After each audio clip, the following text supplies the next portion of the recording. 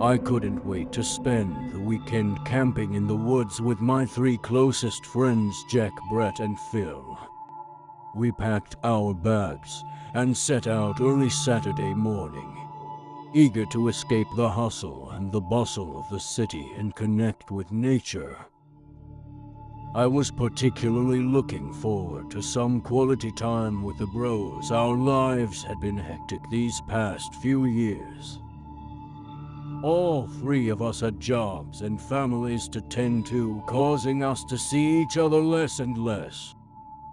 As soon as we arrived at the campsite, we set up our tents and started a fire. The camping site and surrounding forest was absolutely gorgeous.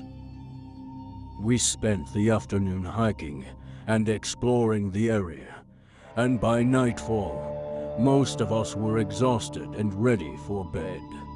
We said our good nights and crawled into our tents, ready to get a good night's sleep to prepare us for our second day of exploring.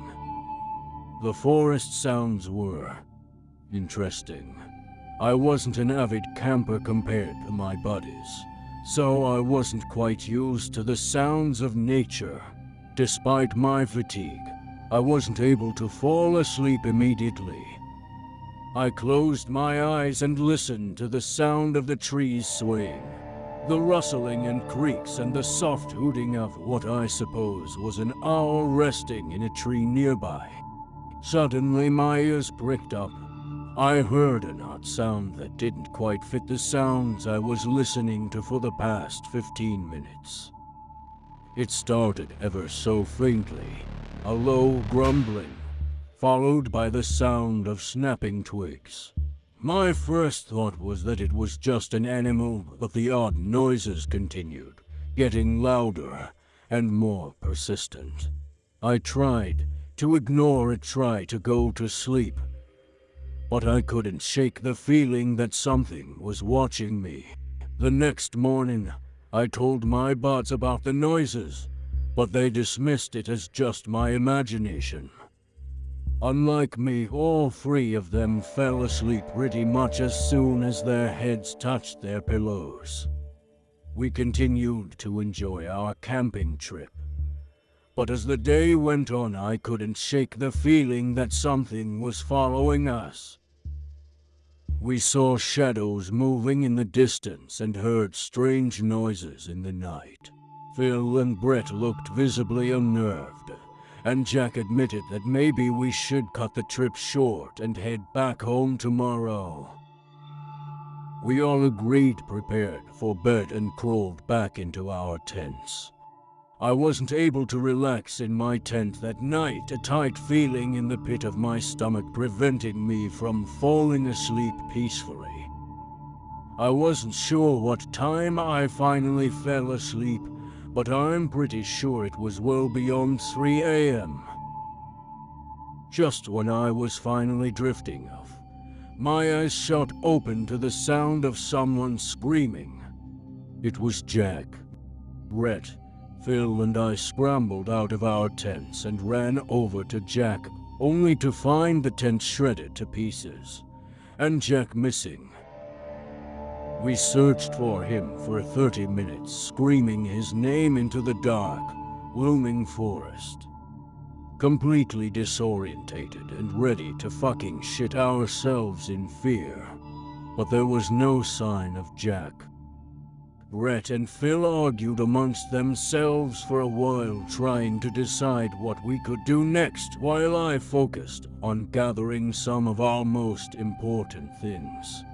We had to go now. I glanced over at Brett, who was crouched beside our campfire with his head in his hands. When I heard that same terrifying, unnerving sound I had heard the night before, the forest itself seemed to hold its breath. My heart dropped when I saw a figure appear behind Brett. It was tall and thin, with long, spindly limbs and a pale, gaunt face. Phil let out a loud scream. We need to go. Now, we tried to run, But the creature was fast, inhumanly fast. It was chasing us, its eyes locked on ours. The three of us were running for our lives. We were lost in the woods with no way to escape. Just when we thought it was all over, we stumbled upon an old cabin, and we rushed inside, nearly tripping over each other, and immediately barricaded the doors and windows. We were safe for the moment, but that creature was still outside waiting for us. My stomach dropped thinking about Jack being alone in the woods with that thing, possibly hurt and scared for his life. We knew we had to come up with a plan, so we gathered all the weapons we could find and prepared for the monster's next move. As the hours passed, we could hear it scratching at the door, trying to break in. We were running out of time. Finally, dawn broke, and the creature retreated, letting out one final monstrously shrill scream. We knew it was just a matter of time before it returned, so we had to leave now and find help. Exhausted and delirious, we left the cabin and started running. Eventually, we found a ranger station and told them our story.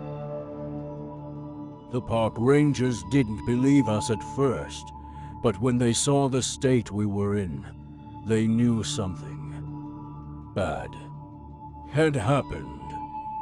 The rangers on duty searched the woods, but they never found any trace of Jack or the creature that took him. Unfortunately, Jack's fate was never determined. His disappearance was a mystery, and it was unclear if the creature that was stalking us had killed him or if he had managed to escape and was lost in the woods. His shredded tent was the only indication that something had occurred, but there was no blood or other evidence of violence. Rhett, Phil, and I were devastated and filled with guilt, wondering if there was any way we could have helped him. If only we had tried harder. It was a heavy burden to bear, and added to the trauma of the night. We reported his disappearance to the authorities, but the search was unsuccessful. The hardest thing I ever had to do in my life was explain to his wife what had happened to us that night, holding her tight while she cried. After an extensive search, the authorities found no trace Jack, and eventually the case went cold. We were left to wonder what had happened to him. The memory of that night will always be with us, and the question of what happened to Jack will always linger.